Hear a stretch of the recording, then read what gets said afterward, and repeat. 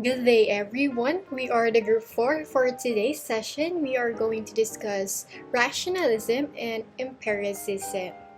The content of our presentation today is Introduction, wherein we will recap the definition of epistemology, rationalism, and empiricism. Next to be discussed are the three central issues in epistemology. And lastly, the three central issues answered in rationalism and empiricism. Before we further discuss the three central issues, I will first define a few terms because they will be needed in our discussion later. First is epistemology. Epistemology came from the two Greek words, episteme, which means knowledge or understanding, and logia, which means science or study or argument. So basically, epistemology is known as the theory or study of knowledge in philosophy. Epistemology has many subfields or branches including essentialism, historical perspective, empiricism, and more. However, we will focus on the two branches in the field of epistemological studies, which are empiricism and rationalism. Now, let us define rationalism.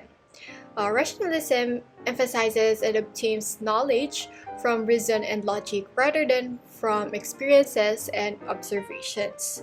Empiricism, on the other hand, empiricism is the knowledge base that results from experimentation and experience. Empiricism is involved with visual concepts. Going back from the Group 1's report in Words and Concepts, the concept of empiricism is tangible and visible. Members are observable like chairs and tables.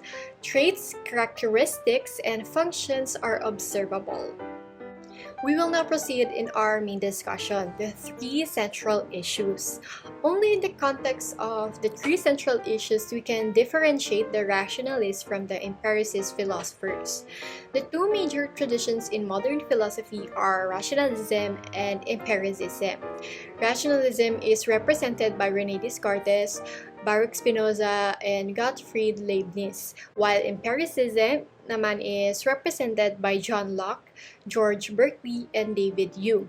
Si Kant, pinagsama niya ang rationalist and empiricist because he was aware of the conflict between them over which view provides objective knowledge. Therefore, it is often argued that Immanuel Kant synthesized these two major traditions in modern philosophy. Now, ginagamit ang three central issues in epistemology para i-compare and contrast ang rationalism and empiricism sa madali at maayos na paraan. So the three central issues are first, what is the source or sources of knowledge? Kailangan natin malaman yung source or sources ng knowledge natin in order to determine whether a claim or theory is true or valid. Second, given the source, what can be known? So once na nalaman na natin kung saan galing yung source ng knowledge, what can we learn from it? What can we get from it? What can we know from it? And lastly, how do we validate our knowledge claims? In order to know how to validate our knowledge claims, dapat the first and second issues must be answered or dapat masagot saan ba sila nakukuha? Saan ba nakukuha ang knowledge? And what can be known nga ba from that source? Without the answers with these two issues mentioned, hindi ma-validate ang knowledge claims. Now, let's talk about rationalism. Going back from the definition of rationalism, rationalism is a theory na nagsasabi na ang logic at reason ang pinagmulan ng knowledge. Now, in connection with the three central issues, according to rationalists, ang reason daw is the only source of knowledge, and the type of knowledge given by this source is formal knowledge found in the formal sciences. And rationalists believe or accept in only one theory of truth, the coherence theory of truth. So, isa-isahin natin yung answers nila from the three central issues. First is, according to rationalists, reason is the only source of knowledge. For example, kapag you're reading poetry, mga post, magazine, or any reading material, you won't be able to understand it immediately, especially when it has complex words, until someone explain it to you in simple words. So in order for you to understand, you have to know the reason. Next, rationalists claim that the source reason can guarantee or provide the type of knowledge found in formal sciences such as algebra, geometry, mathematics, and logic. For example, in mathematics, reasoning requires making logical reasonings from data or assumptions katulad ng 3 plus 2 is equal to 5 and 6 is an even number. Lastly, rationalists accept only one theory of truth in order to know how to validate our knowledge claim, the coherence theory of truth. In Western philosophy, rationalism is the idea that reason is the main source and test of knowledge. The rationalist believes that reality has inherently logical structure and that there is a class of truths that the mind can understand immediately. Rationalists claim that the five senses, the sense of sight, sound, smell, taste, and touch, do not provide a genuine source of knowledge. They argue that knowledge claims guaranteed by the ability of five senses are unreliable and contradictory. Para mapatunayan to, it is backed up by examples of perceptual illusions. So, first, for example, kapag nakakakita tayo ng buildings or towers sa malayo, ang itsura niya para sa atin, maliit. Pero kapag palapit ng palapit ka sa building na yon, lumalaki na siya. So, second example is kapag nakakita tayo ng railroad track sa malayo rin, it appears to converge or parang may endpoint yung railroad track na yon. But in reality, it is parallel. And for our last example is this rice wave illusion. Mukha lang siyang animated GIF but it's not really moving at all. The movement is all in your head. So the rationalists conclude from these examples of perceptual illusions that the five senses cannot give rise to actual knowledge since knowledge is gained from experience is unstable, unreliable, worse and even contradictory. And now, let's move forward to empiricism.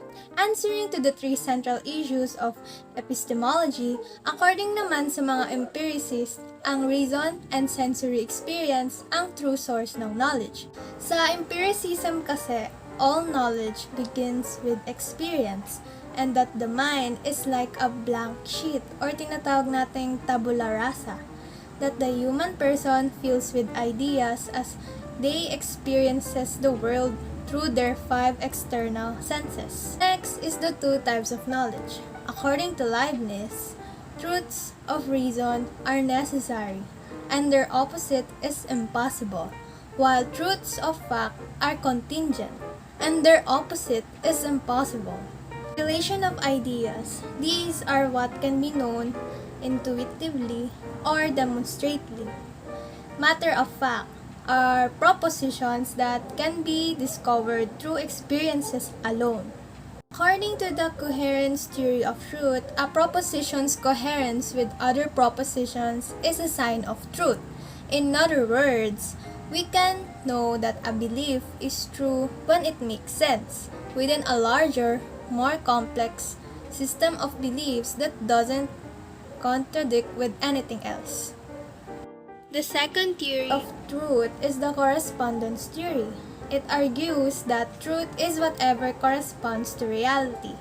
An idea which corresponds with reality is true, while an idea which does not correspond with reality is false. Like what I said kanina, ina-acknowledge sa empiricism ang five senses. It is believed na ang faculty of five senses ay need gamitin dahil through that may contact tayo sa physical world. In the language of Hume, all perceptions of human mind resolve themselves into two kinds, which I shall call impressions and ideas. So, ano nga ba ang impressions and ideas? impressions are perceptions that the mind experiences with the most force and violence. It is the result of direct experience both internally and externally. It is engraved in the soul with the vivacity, and ideas are the faint images of these or the so-called impressions. Pag impressions, yun yung experiences internally and externally. Na-engrave siya sa soul natin, then yung impression ay nagkre-create ng faint images sa atin. And yun yung tinatawag na ideas. According to Hume, sensation, passion, and emotion gives impressions to ideas. Now, let's move forward to the accepted and emphasized objects of human reason. Relation of ideas. These are what can be known intuitively or demonstrably. For example, all triangles have 3 angles. It is known intuitively. The sum of all 3 angles in a right angle is equal to 180 degrees. It is known demonstrably. Its truth can be established without empirical evidence, meaning you don't need to resort to experience before we could truly say that all triangles have 3 angles, or that the sum of all 3 angles in a right triangle is equal to 180 degrees. Through mental processes, masasabi na agad nating true siya. Matter of fact. These are propositions that can be discovered through experiences all alone. Example, sugar is sweet. Obviously, hindi natin masasabi na sweet ang sugar kapag hindi pa natin ito natitikman. So, di natin malalaman na matamis siya without our experience. In the faculty of reason, when we say formal knowledge, it is composed of mathematics, algebra, geometry, and logic. Wala siyang empirical content, meaning hindi siya derived from experience, experiment, and observation. Also, ang knowledge claim na relation of ideas and matter of fact ni Hume ay nagmula sa knowledge claim ni Leibniz na truth of reason and fact. Since ang source ng knowledge ay reason and experience, may 2 theories of truth na nagbabalidate ng knowledge claims natin. First is the coherence theory of truth. According to this theory, we can know that a belief is true when it makes sense within a larger and more complex system of beliefs and doesn't contradict with anything else. To illustrate how the coherence theory of truth works, we can think of a child being told that 2 plus 2 is equals to 4. To determine if this is true, the child screens the idea through the belief system that he already has in place. He believes his teacher is honest, and he believes his experience is trustworthy. Every time his teacher adds 2 blocks to 2 already on the table, he counts 4. So, he accepts the idea that 2 plus 2 is equals to 4. That notion coheres with that he accepts as already true. Conversely, a man is told there is a ghost in the house, but he rejects the news because it conflicts with everything he already believes about life and death and spirituality. The idea of ghosts and hauntings does not cohere with the man's existing set of beliefs. As a result, he considers the ghost theory to be false. The correspondence theory of truth basically says that a statement is true when it corresponds to some state of affairs. It's the state of affairs which makes a statement true or false depending on whether that state obtains or not. So if I claim that it is raining outside my house right now, that sentence is true just in case it is actually raining outside of my house right now. But if it is not raining outside my house right now, that statement is false. In the correspondence theory of truth, truth is a relationship between statements and the way the world really is sometimes called facts. Lastly, we have the dogma. We will discuss the types of knowledge claims that were maintained in the dogma. There are only 2 types of knowledge claims that were promoted by logical positivists in the 20th century. Even if the distinction is still argued in philosophy, it continues to be relevant and respected in the classification of sciences today, which are the formal and empirical sciences. Although there is a distinction between the two types of knowledge claims, namely truth of reason and truth of facts, it still has an important function in the study of philosophical analysis. The term relations of ideas has several synonyms in contemporary philosophy. The most well-known are matters of logic, analytic, formal, and a priori.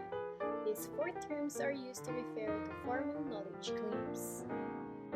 In contemporary philosophy, the term matter of fact have many synonyms, among the most common of which are synthetic, empirical, a posteriori.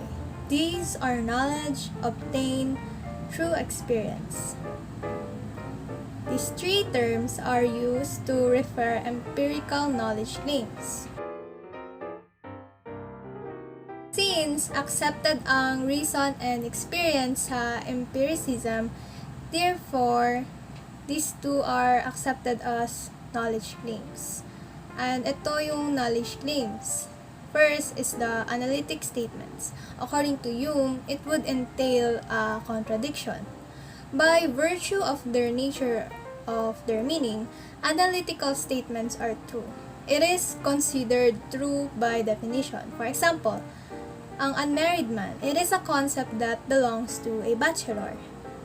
Second is empirical statements. According to Hume, its denial is still possible and would not imply a contradiction since it can describe what is in the social world without evaluating it. And again, the theory of truth accepted is coherence and correspondence theory. Let us summarize our discussion. Again, the three central issues in epistemology are what is the source or sources of knowledge, given the source, what can be known, and how do we validate our knowledge claims. These central issues are answered by rationalists and empiricists. For rationalists, they only accept one source, which is reason. From this source, the only knowledge they accept is formal knowledge found in formal sciences. And lastly, the coherence theory of truth is the only theory of truth they accept. Meanwhile, for empiricists, they accept two sources of knowledge, reason and experience. From these sources, they accept two types of knowledge, relations of ideas and matters of fact. While in dogma, it is considered to be formal and empirical knowledge. Also, the empiricists accept two theories of truth, namely correspondence theory and coherence theory. And lastly, the dogma states that there are only two types of knowledge claims was perpetuated in the 20th century by the logical positivists. And these are the references that we used. Thank you for listening, and we hope that you learned something from us.